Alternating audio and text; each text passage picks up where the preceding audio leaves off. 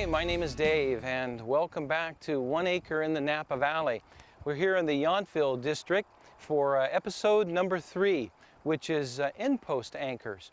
Now, depending on the type of trellising system that you're using, and of course depending on how long the rows are, end post anchors like what you see right here that I've already installed can be very helpful in sharing the weight that the post is going to have to bear once the vines and the fruit are on the wire system.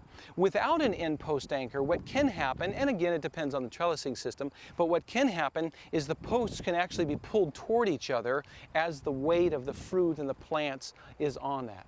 Now, there's a lot of different type of anchoring systems that can be used, just like there's a lot of different types of trellising systems. But one that's worked well for me and that's actually pretty easy to install is what I have right here. This is the anchor itself. If it was just a piece of tubing or metal that went into the ground, it wouldn't be much of an anchor. So there's a feature to this that makes it a good anchor. And that is what you see right there at the tip. Once this is driven into the ground, then there's a pin that slides down inside of this once it's at the ground level, and the pin then drives out these metal tines that come out in a spiral, kind of a curlicue mode, and that is actually what creates the anchor itself. So let me show you how these go in and how easy it is to do. You can do these all by yourself if it works out that way. So the first thing that I usually like to do is just to make a spacing easy, I just cut this about 3 feet long. That way I know where to put the anchor in relation to the post. And this little plate helps hold that as I drive it into the ground. So actually the first thing we'll do is we'll put this clip on it, and that will be what we attach the wire to. This then slides down inside of the little plate that will create a barrier so I don't just lose it down in the ground. So there's the distance out I need to be. Move my PVC out of the way. We'll put that down in to start it like this.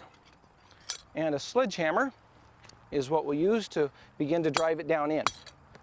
These go in pretty easy. The ground here is reasonably hard though. So just pound them down in. Let me stand back a little bit. Get these down in a little bit more. Goes in pretty easy. Now once it's down inside that plate there, the next thing we'll do is use this pin. And so now it's down at the level that it would be. The pin will slip down inside of it, and that'll go up against the metal tines that are down inside. So I'll begin to pound that in. And once I get that down a ways, then these, as I'm hammering it, those tines are starting to come out.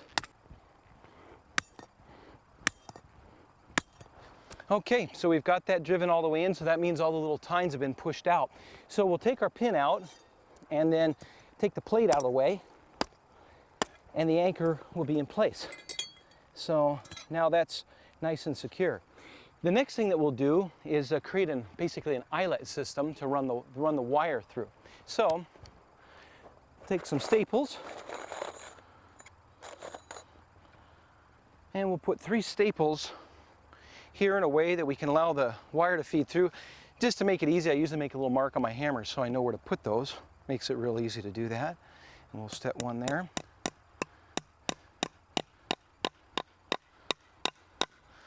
And put one on this side. The one on the sides, I usually put those just slightly lower because the wire is going to be feeding down anyway. And actually, these we'll use for the wire that goes to the vertical line post too, as far as those. Catch the one on the other side, and we'll have it. Measure that one down. Something else that I do that makes it a little bit easier to pull the wire through is once those are already in place like that, I use these as little spacers. So instead of the wire just dragging up against the wood, I'll use them just like that to make it easier to pull it through. Now it's ready to have the wire be fed through. The wire I cut for these about 10 feet in length. That way I know I've got plenty of it. I'll just feed this through these, and then of course it feeds through real easy with those staples already being in place, and they'll ride up against those. I'll pull this down till I get about even with my my knee here, about that far. Now the wire, this end of it, I'm actually going to hook through my, my clip here. And as you can see down this way, I've got a piece of PVC that works as a barrier or as a little sleeve over that, so that protects it and from anybody running into it. So that's about where it's going to go. Fold the wire just like that, grab my piece of PVC and feed that right on through. Bend it out at the bottom enough so I can get the clip over it. And then, in order to secure it, I can use a little device that's called a gripple. It's just a little gripper. It's kind of a one-way wire feed. And that will slide in, like you see right there. You can't pull it back out once it's in. So we'll feed that down, and then we'll take the other side and feed it in there. And that's what creates the tightness to it. And we can tighten it up just like that. Tighten these. There's a little tool we can use to get them even tighter. Now, the one last thing I'll do before I tighten that completely is I'll take my sleeve, and it's 3/4 inch, so it fits nice and tight around that. And I'll just tap that down in, and there it's in place. And to finish up, we'll just trim a little bit of wire off, like that. And there we have our end posts. And the other nice thing about this is because I'm going to put a plant right here, the plant will be able to grow up the wire, and these plants on the ends often wind up being a little bit stronger just because they've got a lot of growing area. So that'll finish episode number 3. And the next thing that we'll do is start to put the irrigation system in. I'll run a trench all the way across, and you'll see how we run the risers up just like this to tie into the irrigation system that'll be there for the plants. So thanks very much for joining me here on a really beautiful October day in the Napa Valley. We'll see you soon.